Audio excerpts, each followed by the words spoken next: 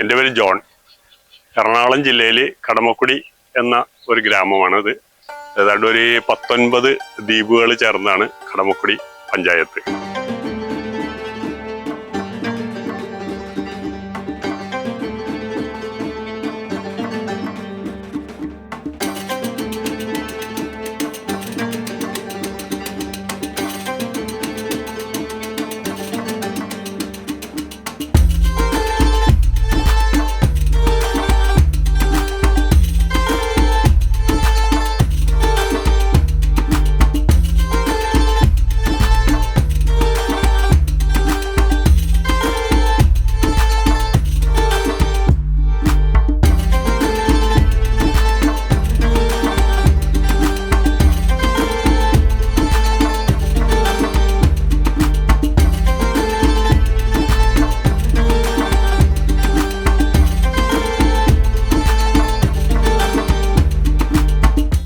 ഇതാണ് മെയില് ഞണ്ടിന് വലിപ്പം കൂടുതലായിരിക്കുള്ളൂ എപ്പോഴും.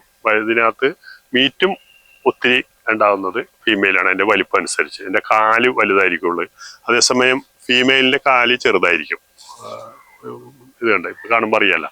അതാണ് ഇതിന് കൂടുതൽ വളർച്ച ഉള്ളതും ഇതിന് കൂടുതൽ മീറ്റും ഉണ്ടാവും. ഇതിലും ഫുൾ മീറ്റ് ഉണ്ടാവും. ഇത് വലിപ്പം എപ്പോഴും ആൺഞണ്ടിനേക്കാൾ കുറവ് പെൺഞണ്ടിനായിരിക്കും. അതിൻ്റെ വ്യത്യാസം എന്ന് പറഞ്ഞു കഴിഞ്ഞാൽ പെണ്ണിൻ്റെ ഈ പൊത്ത ഇത് ഇങ്ങനെ വലുതായിരിക്കും. അത് പൊത്ത ഇതിൻ്റെ ഉള്ളിലാണ് എഗ്ഗ് നിറഞ്ഞിട്ട് ഇത് അതിൻ്റെ സമയമാകുമ്പോഴത്തേക്കും എവിടെയെങ്കിലും പിടിപ്പിച്ച് നമ്മൾ ഈ കടലും കായലും കൂടി ചേരുന്ന ഭാഗത്താണ് ഇത് ഞണ്ടെപ്പോഴും ഇതിൻ്റെ മുട്ട വിരിയണ സ്ഥലം. ആ ഭാഗത്താണ്. അവിടെ കുഞ്ഞുങ്ങളും വളരുള്ളൂ. അങ്ങനെയാണ് ഇത്. അതേസമയം മെയിലെന്ന് പറയുമ്പോഴത്തേക്ക് ഇതിൻ്റെ പൊത്ത ഇങ്ങനെ ചെറുതായിരിക്കും, ഫീമെയിലിൻ്റെ വലുതായിരിക്കും. ഇതാണ് ഞണ്ടിൻ്റെ ആണും പെണ്ണും തമ്മിലുള്ള വ്യത്യാസം.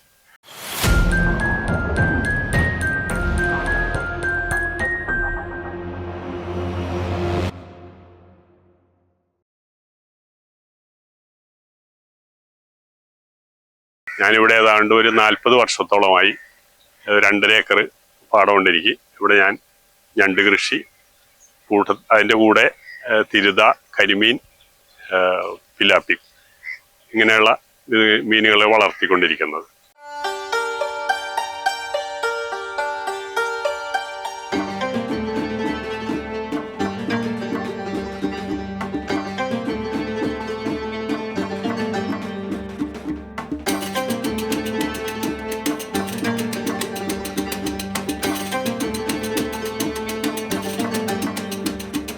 ഇത് ഡബിൾ എക്സൽ ആണിത്. ഏതാണ്ടും ഒരു 1.25 കിലോ വെയിറ്റ് വരും ഇതിനാണ് ഏറ്റവും വില കൂടുതൽ. ഡബിൾ എക്സൽ എന്ന് പറയുമ്പോഴത്തേക്ക് 2800 രൂപ 1 കിലോ വില കിട്ടും. ഇതിൻ്റെ താഴെ പിന്നെ എക്സൽ എന്ന് പറയുന്നത് ഒരു 750 ഗ്രാമിന് മേലെ വരണതാണ്. അതിൻ്റെ താഴെ 500 അപ്പായിട്ട് വരും. പിന്നെ 350 അതിന് ഗ്രേഡ് അനുസരിച്ചാണ് റേറ്റ്. ഈ ഗ്രീൻ ഞണ്ടാണ് ഏറ്റവും കൂടുതൽ റേറ്റ് കിട്ടുന്നത്. പിന്നെ റെഡ് എന്ന് പറഞ്ഞു കഴിഞ്ഞാൽ റെഡിൻ്റെ ഫീമെയിലിന് നല്ല ഡിമാൻഡാണ്. അത് കൂടുതലും ഞാൻ പറഞ്ഞില്ല, തായ്വാൻ അതിലേക്കാണ് അത് കൂടുതൽ കയറിപ്പോകുന്നത്. അതിന് നല്ല റേറ്റ് കിട്ടും. പിന്നെ ഈ ഏറ്റവും കൂടുതൽ റേറ്റ് കിട്ടുന്ന ഐറ്റം ഗ്രീനാണ്. അതാണ് മഡ് എന്ന് പറയുന്നത്. അതിൽ ഇങ്ങനെ ഗ്രേഡ് അനുസരിച്ചാണ് റേറ്റും വരണത്. ഞണ്ട് കൃഷി വളരെ ലാഭകരമായ ഒരു ഫീൽഡാണ്. കാരണം ഞാൻ ഞണ്ട് കളക്ട് ചെയ്തിട്ട് കേരളം മൊത്തം കളക്ട് ചെയ്ത് എക്സ്പോർട്ടിങ് കമ്പനിക്ക് കൊടുത്തിരുന്നതാണ്. അപ്പോൾ അതിൻ്റെ കൂട്ടത്തിൽ ഞണ്ട് ഈ വാട്ടർ മഡ് വരും. അത് നമ്മളെ ഫാമിലേക്ക് കൊണ്ടുവന്നിടും. പിന്നെ അതുകൂടാതെ ചെറിയ ഞണ്ടുകളും ഫാമിലിട്ട് വളർത്തി. ഇതിൻ്റെ ബെനിഫിറ്റ് എന്ന് പറഞ്ഞു കഴിഞ്ഞാൽ നല്ല രീതിയിൽ നല്ല കാലാവസ്ഥയും നല്ല രീതിയിൽ പിടിച്ചു കിട്ടുകയാണെങ്കിൽ നല്ല ബെനിഫിറ്റ് ഉണ്ട്. കാരണം ഒരു 600-700 രൂപ കൂടുതൽ വാട്ടറിന് വരില്ല. പക്ഷെ നമ്മളതിൻ്റെ കൗണ്ട് അനുസരിച്ച് ഡബിൾ എക്സൽ, ബിഗ്, മീഡിയം ഇങ്ങനെ 4 ഐറ്റമായിട്ടാണ് ഇത് പോകുന്നത്. അപ്പോൾ ഇതിലെന്ന് പറഞ്ഞാൽ ഡബിൾ എക്സലിന് ഏതാണ്ട് 2800 രൂപയുടെ ഇത്രയും വിലയുണ്ട്. അപ്പോൾ നമ്മൾ നല്ല രീതിയിൽ കൃഷി ചെയ്ത് എടുക്കുകയാണെങ്കിൽ ഇത്രയും ബെനിഫിറ്റ് ഉള്ള ഒരു സീ ഫുഡ് മേഖലയിൽ ഇത്രയും ബെനിഫിറ്റ് ഉള്ള ഒരു പ്രസ്ഥാനമില്ല. നമുക്ക് അതുകൊണ്ടാണ് ഇത് ഈ ഫീൽഡ് കൂടുതൽ തിരഞ്ഞെടുക്കാനും നമുക്ക് പിന്നെ അതിന് യോജ്യമായ ഒരു ഫാമും ഇതൊക്കെ നമ്മൾക്ക് ഉള്ളത് കൊണ്ടാണ് ഈ ഫീൽഡിലേക്ക് കൂടുതലും ഇറങ്ങാനായിട്ടുള്ള കാരണം. ഈ ഞണ്ട് കൃഷി കൂടുതൽ വിജയകരമായിട്ട് ചെയ്യാൻ പറ്റുന്ന ഏരിയ എന്ന് പറഞ്ഞാൽ ഞങ്ങളുടെ ഈ മേഖലയിൽ വർഷത്ത് പൊക്കാളി കൃഷിയും വേനൽ വരുമ്പോൾ ഞണ്ടുമാണ് ചെയ്യുന്നത്. ഇതിൽ എന്ന് പറയുമ്പോൾ പൊക്കാളി കൃഷി ചെയ്യാൻ വേണ്ടി നിലമൊരുക്കും എന്ന് പറഞ്ഞു കഴിഞ്ഞാൽ നല്ല ചെളിയുള്ള ഫാമാണെങ്കിൽ അതിനകത്ത് ഈ ചെളി വെയിൽ കൊണ്ട് ചെളി ഉണങ്ങി അതിനകത്തുള്ള കീടങ്ങളെല്ലാം പോയി നല്ല ഉറച്ച ചെളിയിൽ ഞണ്ട് നന്നായിട്ട് വളരും. കാരണം ഇതിലെന്ന് പറഞ്ഞാൽ നല്ല ചെളിയല്ല എന്നുണ്ടെങ്കിൽ ലൂസ് ചെളിയാണെങ്കിൽ അത് പിന്നെ ഞണ്ടിന് ഇരിക്കാനും അതിൻ്റെ പടം പൊഴിക്കാനും ഒക്കെ ബുദ്ധിമുട്ടുണ്ടാവും. പക്ഷെ ഏറ്റവും നല്ല അനുയോജ്യമായ സ്ഥലം എന്ന് പറഞ്ഞു കഴിഞ്ഞാൽ നല്ല ചെളിയായിരിക്കണം, നല്ല കട്ട ഉറച്ച ചെളിയായിരിക്കണം. അതിലിത് തടം തിരഞ്ഞിരുന്നിട്ടാണ് ഇത് പടം പൊഴിക്കണത്.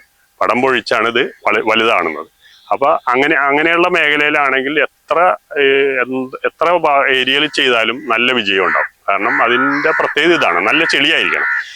ഈ പരമ്പരാഗതമായിട്ട് ചെയ്തു പോകുന്ന ആ രീതിയിൽ ഏറ്റവും നല്ല രീതിയിൽ കൃഷി ചെയ്യാൻ പറ്റിയ സ്ഥലമാണ് ഈ നല്ല ചെളിയുള്ള ഭാഗം. അത് ലൂസാകരുത്, നല്ല കട്ട ചെളിയായിരിക്കണം. അഥവാ ഇനി പിന്നെ അങ്ങനെ കൃഷിയൊന്നും ചെയ്യാത്ത മേഖലയാണെങ്കിലും നല്ല വെയിലിന് ഇത് ഉണക്കി നല്ല കട്ട ഉണക്കി ഇത് ചെയ്ത് കഴിഞ്ഞാൽ ഇതിന് നല്ലൊരു ഇതാക്കി എടുക്കാം. അതിന്റെ പ്രത്യേകം എന്ന് പറഞ്ഞാൽ ചെളിയായിരിക്കണം, മണ്ണ് കുറവുള്ളതും ചെളി കൂടുതലുള്ള ഒരു മേഖലയായിരിക്കണം. അത് വളരെ വിജയമായിരിക്കും. ഈ കുഞ്ഞുങ്ങൾ ഇത് തുടങ്ങുന്നത് ഏതാണ്ട് ഒരു ഒക്ടോബർ ലാസ്റ്റ് നവംബർ ഫസ്റ്റ് ആ ഒരു ടൈമിലാണ്. ഈ ഭാഗത്ത് കടലിൽ നിന്ന് വെള്ളം കയറി വന്ന് ഉപ്പ് ഉള്ള സമയത്ത് ഒരു 100 ഗ്രാം മുതലുള്ള കുഞ്ഞുങ്ങളെ നമ്മൾ ഫാമിലേക്ക് ഇടാറുണ്ട്. ആ ഇടുന്ന കുഞ്ഞുങ്ങളെന്ന് പറഞ്ഞാൽ ഇത് പടം പൊഴിച്ചിട്ടാണ് വലുതാണത്. അപ്പൊ പടം പൊഴിക്കണമെന്നുണ്ടെങ്കിൽ ഉപ്പ് വേണം. അതേസമയം ഞണ്ട് വളർത്താനായിട്ട് ഉപ്പ് വേണമെന്നില്ല. വലിയ ഞണ്ടിനെ നമ്മൾ ഭക്ഷണം നല്ല ചെറിയ മീനുകൾ, നല്ല കാൽസ്യമുള്ള മീനുകളെ കൊടുത്തു കഴിഞ്ഞാൽ അത് വളർന്നു കിട്ടും. പക്ഷെ പടം പൊഴിച്ച് വലുതായി കിട്ടണമെന്നുണ്ടെങ്കിൽ ഇതിന് ഉപ്പ് വേണം. ആ ഒരു ടൈം ഏതാണ്ട് ഒരു നവംബർ മുതലുള്ള കാലഘട്ടമാണ്. ഒരു മെയ് ജൂൺ വരെ നല്ല രീതിയിൽ പടം പൊഴിപ്പിച്ച് ഇതിനെ വളർത്തിയെടുക്കാൻ പറ്റും. പിന്നെ ഇതിന് കൊടുക്കുന്ന ഭക്ഷണം എന്ന് പറഞ്ഞാൽ നമ്മൾ ഏറ്റവും നന്നായിട്ട് കൊടുക്കാൻ പറ്റിയത് ഫ്രഷ് മീൻ എന്ന് പറഞ്ഞാൽ നമുക്ക് വില കുറഞ്ഞ് കിട്ടുന്ന ചാള, മറ്റേ നന്ദൻ ഒക്കെ നല്ല കാൽസ്യമുള്ള മീനുകളാണ്. അതാകുമ്പോൾ പൈസയും കുറവായിരിക്കും. നമ്മൾക്കത് പിന്നെ ഫ്രഷ് ആയിട്ട് കൊടുക്കുകയാണെങ്കിൽ ഏറ്റവും നല്ലത്. കിട്ടാൻ ബുദ്ധിമുട്ടുള്ള സമയമാണെങ്കിൽ ബൾക്കായിട്ട് എടുത്തിട്ട് നമ്മൾ ഉപ്പ് അടിച്ചു വെച്ചിട്ടും അത് കൊടുക്കും. ഇല്ലെങ്കിൽ ഐസ് ചെയ്ത് വെച്ചിട്ട് കൊടുക്കാറുണ്ട്. എപ്പോഴും നല്ലത് ഫ്രഷ് മീനാണ്. പിന്നെ ഇതിനകത്ത് ഫാമിലെന്ന് പറയുമ്പോഴത്തേക്കും ചില ഇതിൽ കക്ക ഉണ്ടാവും. കക്ക ഉണ്ടെങ്കിൽ അത് ഏറ്റവും കൂടുതൽ മീനേക്കാൾ കൂടുതൽ കക്ക ഈ ഞണ്ട് അതിൻ്റെ ഓട് പൊട്ടിച്ച് കക്ക കഴിക്കും. അത് ഏറ്റവും കൂടുതൽ കാൽസ്യമുള്ളതാണ്. ഏറ്റവും വളരാനും പെട്ടെന്ന് മാംസം കൂടുതൽ ഫില്ലാകാനും ഒക്കെ നല്ലതാണ്. കക്കയിറച്ചിയും കൊടുക്കണം നല്ലതാണ്. പക്ഷെ കക്കയിറച്ചി എന്ന് പറയുമ്പോഴത്തേക്കും റേറ്റ് കൂടുതൽ വരുന്നതാണ്. അത് കൂടുതലും പച്ച മീനാണ്, ചെറിയ മീനുകളാണ് കൊടുക്കുന്നത്, വില കുറഞ്ഞത്. നമ്മൾ ഈ ഫാമിൽ ഞണ്ട് ഇടുന്നതെന്ന് പറഞ്ഞാൽ കുഞ്ഞുങ്ങൾ ഇടുന്നത് ഏതാണ്ട് ഒരു 100 ഗ്രാം മുതൽ ചെറിയ ഐറ്റം ഏതാണ്ട് ഒരു 500 ഗ്രാമിൽ താഴെയുള്ളത് വരെയും നമ്മൾ ഇതിനകത്ത് ഇടും. അതായത് ഒരു 2 മാസം 3 മാസം കഴിയുമ്പോൾ മുതൽ ഇത് പടം പൊഴിച്ചിട്ട് നമുക്കൊരു 750 ഗ്രാം 1 കിലോ ഒക്കെ ആയിട്ട് വരും. അതൊരു ഏറ്റവും ചെറുതാണെങ്കിലും ഒരു 6 മാസത്തിനുള്ളിൽ നന്നായിട്ട് പരിപാലിക്കുകയാണെങ്കിൽ, നല്ല ഫുഡ് കൊടുക്കുകയാണെങ്കിൽ 1 കിലോ 1.5 കിലോ വരെ വളരാനുള്ള സാധ്യതയുണ്ട്.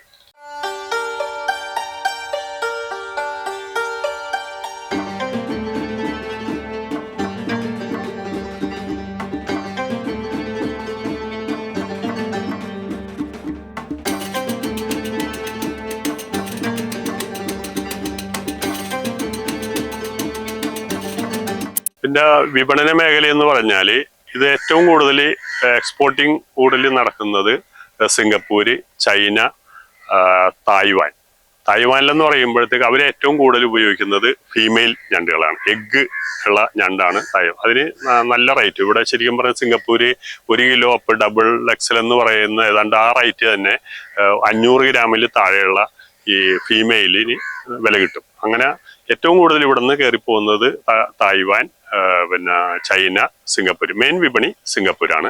പിന്നെ ഇവിടുന്ന് ലോക്കൽ എന്ന് പറയുമ്പോൾ നമ്മളെ ഇന്ത്യ തന്നെ കൽക്കട്ടയിലേക്ക് ചെറിയ ഐറ്റം ഹോട്ടലുകളിൽ കൽക്കട്ടയിലേക്ക് ഞണ്ട് കയറി പോകാറുണ്ട്.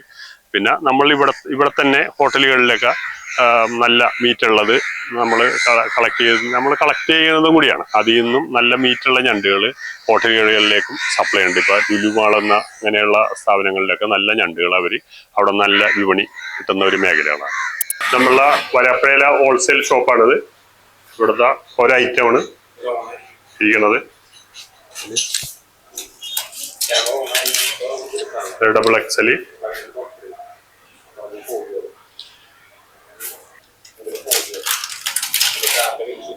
ഞാൻ പറഞ്ഞ നേരത്തെ ഫീമെയിൽ പീസ് പറഞ്ഞത് എഗ്ഗ്. ഇതാണ് തായ്വാൻകാരി പുള്ളി സപ്ലൈ ചെയ്യുന്നത്. തായ്വാനിലേക്കാണ് പുള്ളിൻ്റെ സെയിൽ നടക്കുന്നത്. ഇത് വേറൊരു റെഡ് ഐറ്റം. കാരണം ഇത് മെയിൽ പീസാണ്. റെഡിൽ അതിൻ്റെ തന്നെ ഫീമെയിൽ പീസ്. ഇത് കൂടുതൽ സെയിൽ തായ്വാനിലേക്കാണ് പോകുന്നത്. തായ്വാനിൽ അവരാണ് കൂടുതൽ എഗ്ഗ് ഐറ്റം കൂടുതൽ കഴിക്കുന്നത്.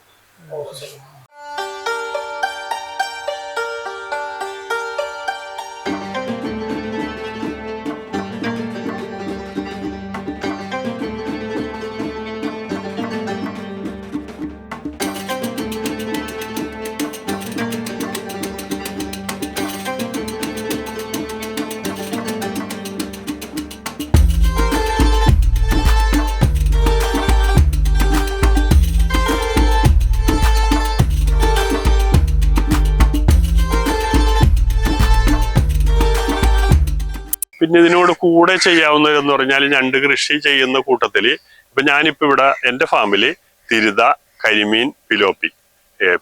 ഈ പിലോപ്പി നാടൻ പിലോപ്പിയാണ്. അല്ലെങ്കിൽ കരിമീൻ എന്ന് പറഞ്ഞാൽ ഇവിടെ നമ്മൾ ഈ ഫാമിൽ തന്നെ വിരിഞ്ഞ് അത് കുഞ്ഞുങ്ങൾ വളർന്ന് നമുക്ക് ഒത്തിരി മെച്ചമുണ്ടാകാവുന്ന ഒരു മേഖലയാണ്.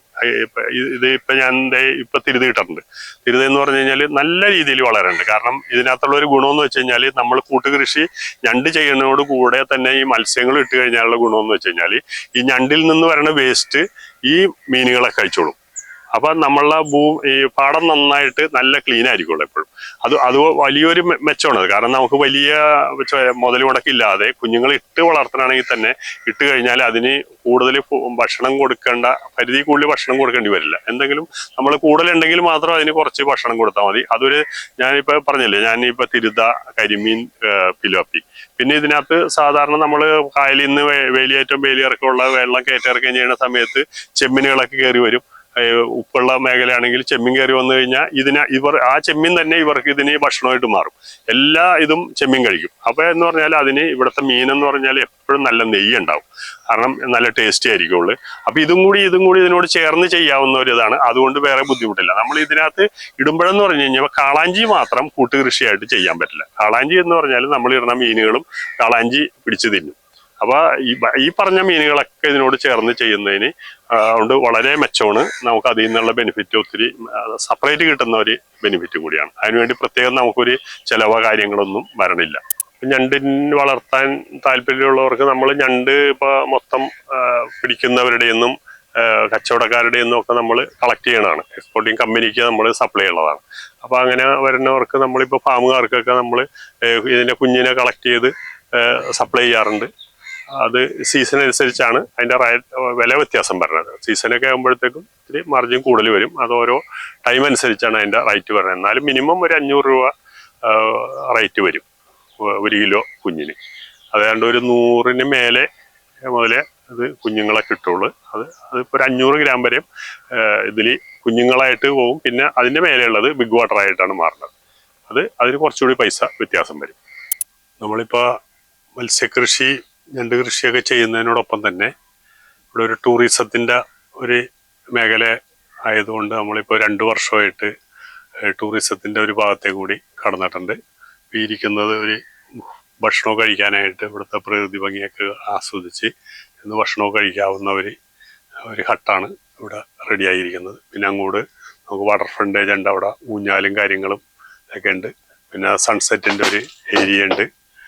പിന്നെ നമ്മൾക്ക് ഇവിടെ അപ്പുറത്ത് ഒരു 4 AC റൂമുണ്ട്. അതിന് വാട്ടർ ഫ്രണ്ട് സിറ്റ് ഔട്ട് ഉണ്ട്.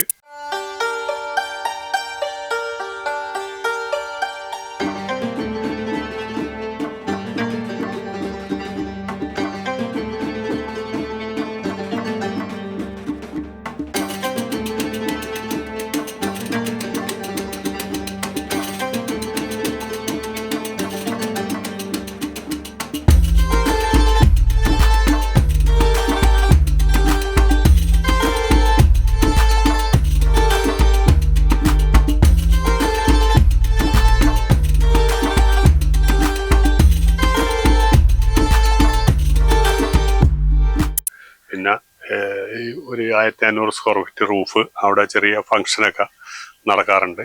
പിന്നെ ബർത്ത്ഡേ, വെഡിങ് ആനിവേഴ്സറി അങ്ങനെയുള്ള പ്രോഗ്രാമൊക്കെ പുറത്തുനിന്ന്, പിന്നെ കമ്പനികൾ മറ്റേ റിട്ടയർമെൻറ്റ് പരിപാടികളൊക്കെ അങ്ങനെ അത് ചെയ്യാറുണ്ട്.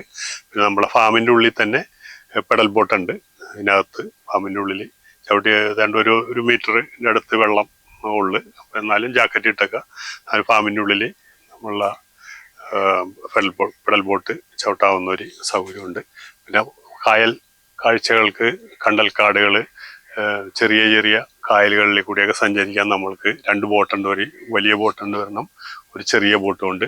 കണ്ടൽക്കാടുകൾ, പിന്നെ ചെറിയ ദ്വീപുകൾ ഇറങ്ങി നല്ല പ്രകൃതി ഭംഗി ആസ്വദിക്കാവുന്ന നല്ലൊരു ഏരിയയാണ്. ഈ കടമക്കുടി പഞ്ചായത്തിൻ്റെ എല്ലാ ദ്വീപുകളും കവർ ചെയ്ത് പിന്നെ കണ്ടെയ്നർ റോഡിൻ്റെ ഭാഗമൊക്കെ കറങ്ങാം.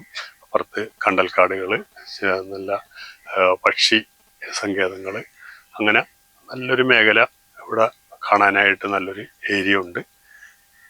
അതുകൂടാതെ ഇവിടെ പുറത്തുനിന്ന് ടൂറിസ്റ്റുകൾ വരാറുണ്ട്. ടൂറിസ്റ്റുകൾ ഹോട്ടലുകളിൽ നിന്നൊക്കെ ടൂറിസ്റ്റുകൾ വന്നിട്ട് ഇവിടെ ഞണ്ട് കാണാനും മീൻ കൃഷി കാണാൻ, പിന്നെ ഇവിടെ വന്നു കഴിഞ്ഞാൽ കരിക്ക് ഒക്കെ ഫ്രഷായിട്ട് കരിക്കുകളൊക്കെ വരണവർക്ക് കൊടുക്കാനുള്ള സൗകര്യമുണ്ട്. അങ്ങനെയൊക്കെ നമ്മൾ ഒരു 2 വർഷമായിട്ട് ഇത് ഈ കൃഷിയോട്, ഫാമിനോട് കൂടി, മീൻവളത്തിനോട് കൂടി തന്നെ ഇവിടുത്തെ കടമക്കുടി പഞ്ചായത്ത് ഇപ്പോൾ ടൂറിസം മേഖലയായിട്ട് പ്രഖ്യാപിച്ചതിനോട് ബന്ധപ്പെട്ടാണ് നമ്മളിങ്ങനെ ടൂറിസ്റ്റുകളൊക്കെ വരാൻ തുടങ്ങി. അങ്ങനെ ഒരു സംവിധാനം ഇപ്പോൾ തുടങ്ങിയിട്ട് ഏതാണ്ട് 2 വർഷമായിട്ടുണ്ട്. നല്ല അഭിപ്രായങ്ങളും ഒക്കെയാണ് വരുന്നവരുടെ ഭാഗത്ത് നമുക്ക് കിട്ടിക്കൊണ്ടിരിക്കുന്നത്. ഞാനൊരു 40 വർഷമായിട്ട് കൃഷി ചെയ്യുന്ന ഒരു കർഷകനാണ്. എൻ്റെ അനുഭവത്തിൽ ഞാൻ പല രീതിയിലും കൂടുതലും പിന്നെ അങ്ങനെ ഈ വലിയ ഞണ്ടുകൾ കൂട്ടിലിട്ട് വളർത്തുകയും പിന്നെ ജഗ്ഗിൽ ചെയ്യുകയും ഇതൊക്കെ പല രീതിയിലും ചെയ്തിട്ടുണ്ട്. അപ്പം എൻ്റെ അനുഭവത്തിൽ ഏറ്റവും കൂടുതൽ മെച്ചം ഉള്ള ഒരു ഇത് എന്ന് പറഞ്ഞാൽ നമ്മളിങ്ങനെ ഫാമുകളിൽ ചെയ്യണതാണ്. നന്നായിട്ട് നല്ല വിജയം ഉണ്ടാവും. നല്ല രീതിയിൽ പിന്നെ ഫാമുകളിൽ നമ്മൾ ബണ്ടൊക്കെ ഒരുക്കി പിന്നെ ഇത് കയറിപ്പോവാതെയുള്ള രീതിയിലൊക്കെ സെറ്റ് ചെയ്ത് കഴിഞ്ഞാൽ വളരെ നല്ല വിജയം ഉണ്ടാകും. കാരണം എന്ന് വെച്ച് കഴിഞ്ഞാൽ ഇതിൻ്റെ ഫുഡ് എന്ന് പറഞ്ഞു കഴിഞ്ഞാൽ നമ്മൾ കൊടുക്കുന്നതിൽ കൂടുതൽ ഫുഡ് ഈ ഫാമുകളിൽ നിന്ന് തന്നെ അത് കഴിക്കാൻ കിട്ടും. കാരണം കക്കയായിട്ടും മറ്റുള്ള ഇതിനകത്ത് ഉണ്ടാകുന്ന ചില പുഴുക്കളും അങ്ങനെയുള്ള നല്ല ഫുഡുകൾ കഴിച്ചും ഇത് വളരാൻ കൂടുതൽ ഫാമിലാവുമ്പോഴത്തേക്കും വളരാൻ സാധ്യതയുണ്ട്. ഇത് എൻ്റെ അനുഭവത്തിൽ ഇത് വളരെ വിജയിക്കാവുന്ന ഒരു മേഖലയാണ്. ഇതിനെക്കുറിച്ച് അറിയാൻ താല്പര്യമുള്ളവർ ഇവിടെ വന്നു കഴിഞ്ഞാൽ എൻ്റെ അനുഭവത്തിൽ നിന്ന് പഠിച്ചേക്കുന്ന ഒത്തിരി കാര്യങ്ങൾ നിങ്ങൾക്ക് ഞാൻ പങ്കുവെക്കാനായിട്ട് തയ്യാറാണ്. ആർക്കും താല്പര്യമുള്ളവർ അറിയിച്ച് വന്നു കഴിഞ്ഞാൽ നമ്മൾ അതിനുള്ള സൗകര്യങ്ങളും എൻ്റെ ഫാമിൽ തന്നെ വന്ന് എല്ലാ നല്ല രീതിയിൽ ഇപ്പോൾ എനിക്ക് ഫിഷറീസിൽ നിന്നൊക്കെ നല്ല അഭിപ്രായവും പിന്നെ ഫിഷറീസിൽ നിന്നൊക്കെ പിള്ളേർക്ക് പലർക്കും ക്ലാസ് കൊടുക്കാനും പലരെയും ഇവിടെ കൊണ്ടുവന്ന് ക്ലാസ് കൊടുക്കുന്ന ഒരു സ്ഥലവും കൂടിയാണിത്. അപ്പോൾ എന്നെ കൊണ്ടാകുന്ന ഒരു പുതിയൊരു കർഷകൻ എന്ന് പറഞ്ഞാൽ ഇതിനെക്കുറിച്ച് അറിയണമെന്ന് താല്പര്യമുണ്ടെങ്കിൽ എന്നെ കൊണ്ടാകുന്ന സപ്പോർട്ട് ഞാൻ ചെയ്യാൻ തയ്യാറാണ്. ഇതിനെക്കുറിച്ച് ഡീറ്റെയിൽ പറഞ്ഞു തരാനും ഇത്രയും കാലത്തെ അനുഭവങ്ങളിൽ നിന്നുള്ള അനുഭവത്തിൽ നിന്ന് പഠിച്ച കാര്യങ്ങൾ നിങ്ങൾക്ക് പറഞ്ഞു തരാൻ തയ്യാറാണ്. പ്രിയരെ, കടുകുമണിയുടെ വീഡിയോകൾ ഇഷ്ടമായാൽ കൂടെ ഉണ്ടാവുന്നു.